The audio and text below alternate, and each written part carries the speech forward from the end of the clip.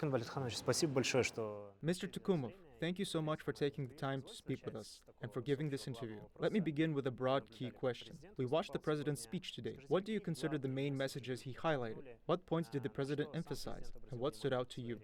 И что бы вы выделили? Ну, я думаю, что из речи президента... Well, I think there are several key takeaways from the president's speech. I'll put it in my own words. He essentially convened that it's easy to start a war, but ending one is much harder, and this is something we're witnessing globally. Currently, there are about 28 armed conflicts around the world, with thousands upon thousands of lives lost. These conflicts began at different times, but as of mid-year, not a single one has been resolved. Only one has reached a stage of being frozen, the conflict between Armenia and Azerbaijan. While it's nearing resolution, it's still too early to say it's fully concluded. Meanwhile, the other 27 conflicts continue, including the one in Ukraine. Today, the president made it clear that the only way to resolve this conflict is through negotiations. It cannot be solved militarily. That was the main message. The second main point is that for Central Asia to be secure, stable and continuing developing, we need a proactive foreign policy, which we are already following. This approach is one of the signs of being a middle power. There is no clear definition of what makes a middle power. Some say it's based on GDP, economic or technological strength, while others focus on military power or active foreign diplomacy and peacekeeping. Some experts think we fit these criteria because we are proactive. Every visit abroad involves a lot of work behind the scenes. Even organizing international forums requires great effort to strengthen Kazakhstan's position and attract investments. People often ask, why do we need forums or international visits? The answer is simple. They serve Kazakhstan's interests, helping our country grow through taxes, investments, innovation and more. Another point I would emphasize in terms of being a middle power is human development, human capital. Its development is becoming increasingly important for Kazakhstan. Without technology and human capital, no country can compete. No nation can truly call itself a power, whether small, middle or great, without technology and development of human capital. This is a key issue.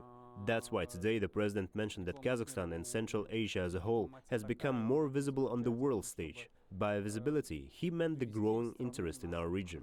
For many years we were on the periphery. Today it was mentioned several times that after just a few years of independence, some predicted Central Asia would face Balkanization, Afghanization, or even become a failed state, saying we wouldn't last long.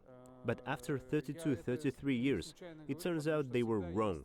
Kazakhstan has become a well-established state, achieving solid standings in various areas. Do we still have problems? Of course. Who doesn't? Are we satisfied with our own progress? Not really. We're often highly critical of ourselves. But it would also be wrong not to acknowledge the achievements we've made. As they say, there's always room for growth. Correct me if I'm wrong, but the term middle power has started to be used more actively, especially after a well-known German institute included Kazakhstan on their list of middle powers for the first time this year. Why is this recognition important for Kazakhstan? I've read opinions suggesting that it's mainly to signal to European investors that Kazakhstan is becoming more attractive. What are your thoughts on this? I think this term fits a well-established state, but don't focus too much on the label of a middle power.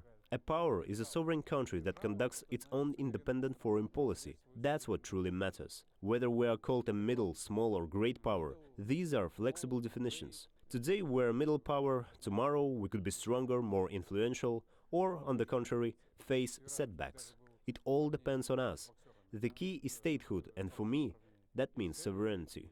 Some people associate being a power with ambition or aggressiveness. But for us, it's more about maintaining sovereignty, especially in our foreign policy. It's about making decisions that serve our national interest, which is not always easy. As you rightfully noted, there are many definitions for this term.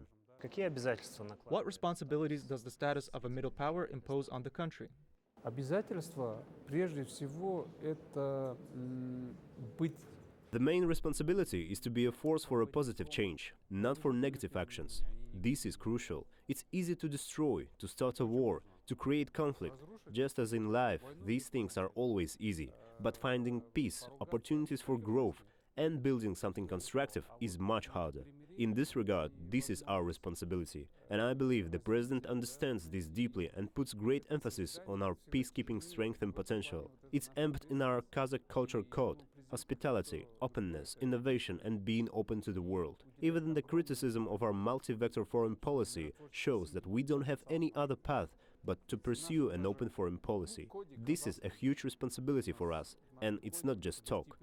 We need to set an example for other countries on how to survive and thrive. Recently, the Deputy Minister highlighted that we are surrounded by countries facing sanctions.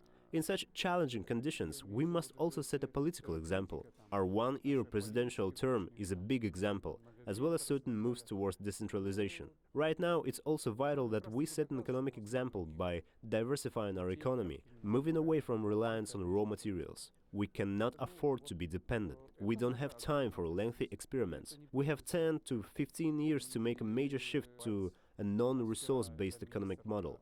That's our biggest challenge, and our foreign policy is aligned with this goal.